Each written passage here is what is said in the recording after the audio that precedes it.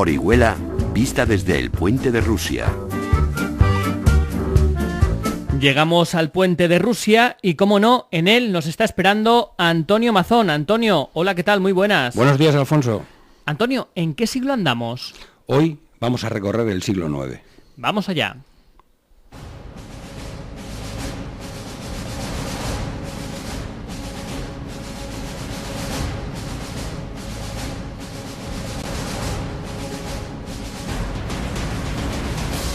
Siete años duró la guerra civil en la Cora de Tuzmir.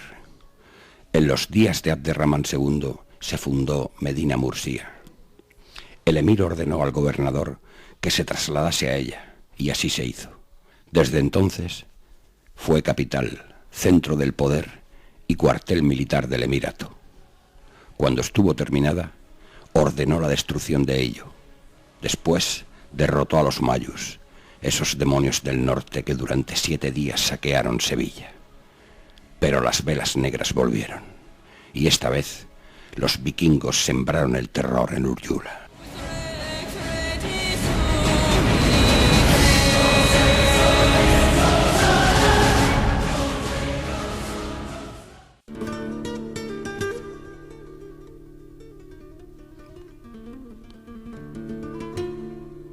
El segundo Abderramán fue un emir ilustrado.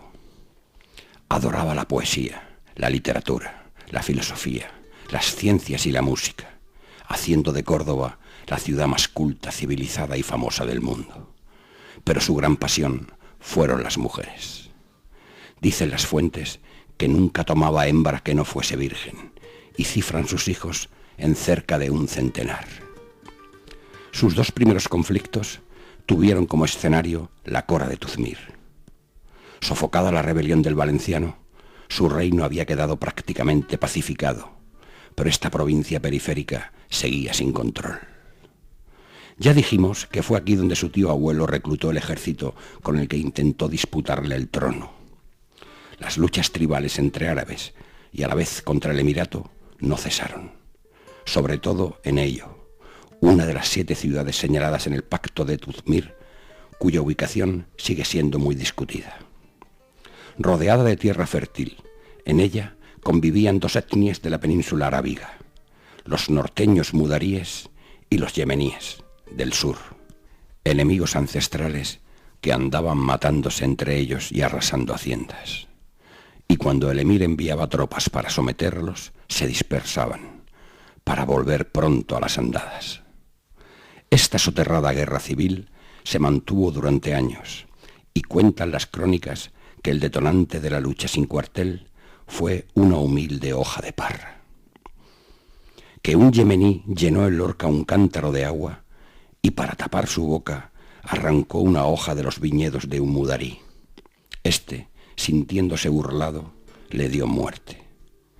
Los suyos buscaron venganza, provocando una encarnizada batalla campal con miles de muertos. Y para colmo, el líder de los yemeníes osó proclamarse emir desafiando a Córdoba. La situación era ya intolerable y Abderramán envió a su ejército con una doble misión: pacificar Tuzmir y construir un campamento militar que controlase el territorio. Escogió un antiguo asentamiento hispano-romano en un meandro del Segura situado estratégicamente en el centro del valle. Las huestes cordobesas derrotaron a los rebeldes y su líder acabó decapitado. Luego tomaron Ello a sangre y fuego. En el verano del 825, el gobernador de la Cora recibió la orden de arrasar la ciudad hasta los cimientos e instalarse con las tropas en aquel sitio, estableciendo una nueva ciudad que acogería la administración civil y militar. Esa ciudad era Murcia, la nueva capital de la Cora, en sustitución de Uryula. Aún costó algunos años someter a los rebeldes, pero a mediados del siglo IX, Tuzmir quedó casi pacificada. Pero les esperaba una desagradable visita sorpresa.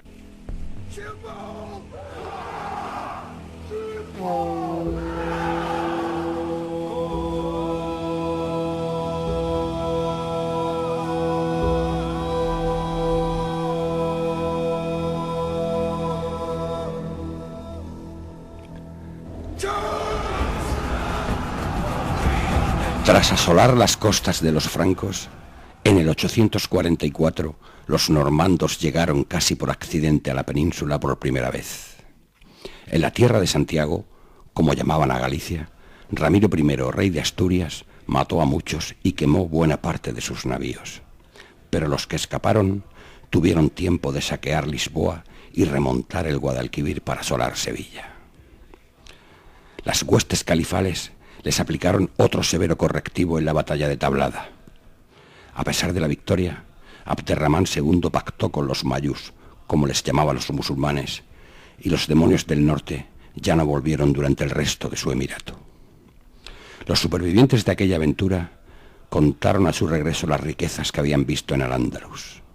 Y en el 858, ya bajo el emirato de Muhammad I, formaron una poderosa flota al mando de dos grandes caudillos guerreros que aparecieron de nuevo por la costa atlántica, devastando a fuego y espada cuanto encontraron en su camino.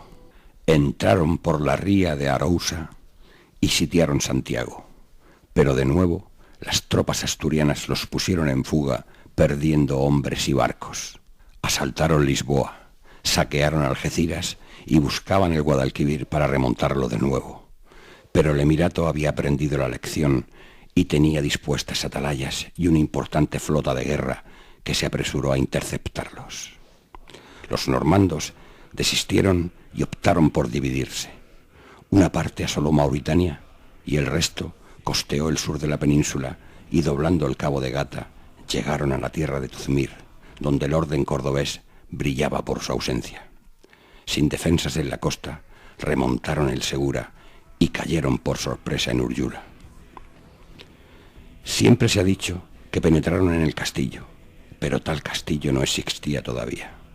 La palabra Hins que mencionan las crónicas significa fortaleza y se refiere a la primitiva ciudadela parapetada tras sus defensas en altura.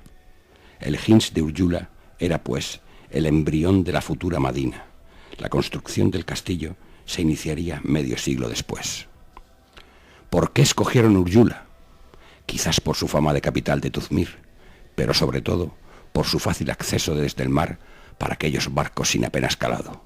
Es lógico pensar que esta indefensión propició que en años posteriores decidiesen reforzar aquel punto débil en la costa.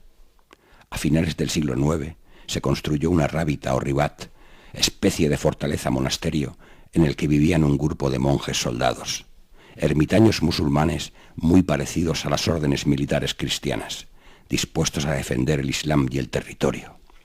Estos integristas religiosos eran conocidos como los almorávides, originalmente almurabit. Los restos de esta joya única en España han aparecido sepultados por las dunas muy cerca del actual guardamar. El incendio y saqueo de Úrjula supuso un duro golpe para una ciudad en decadencia tras perder la capitalidad. Muchas familias importantes marcharon a Murcia.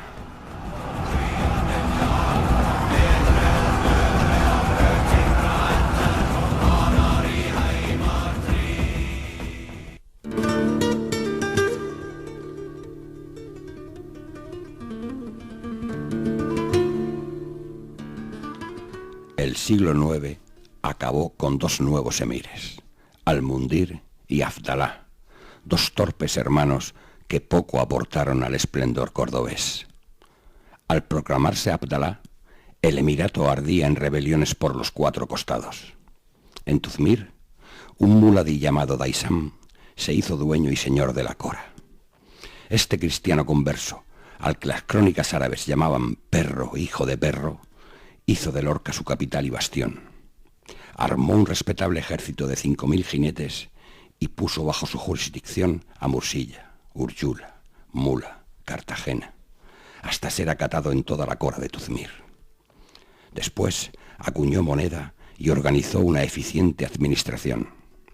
Poeta y guerrero, generoso y afable, aunó tras de sí a árabes, bereberes y, por supuesto, a muladíes y mozárabes. Pero en el verano del 896, el emir envió un fuerte contingente de tropas que recorrió la región comenzando desde Almería. Saquearon e incendiaron aldeas y alquerías, talando y destruyendo cuanto encontraban a su paso. En las ciudades cobraron tributos a sus fieles por las buenas y a los rebeldes por las malas. Las huestes cordobesas sufrieron una derrota en los desfiladeros del Valle de Ricote y no pudieron tomar Lorca, donde se había refugiado el muladí tras perder gran parte de su ejército. Los cordobeses marcharon sin conseguir atraparlo, pero cargados de botín y tributos. Daysán se mantuvo independiente hasta su muerte a comienzos del siglo X. Pocos años después moría el emir. Su nieto y sucesor, el tercer Abderramán, sería el primer califa de Al-Ándalus. Pero eso ya lo contaremos en el próximo programa. Antonio, hasta la semana que viene. Hasta el lunes.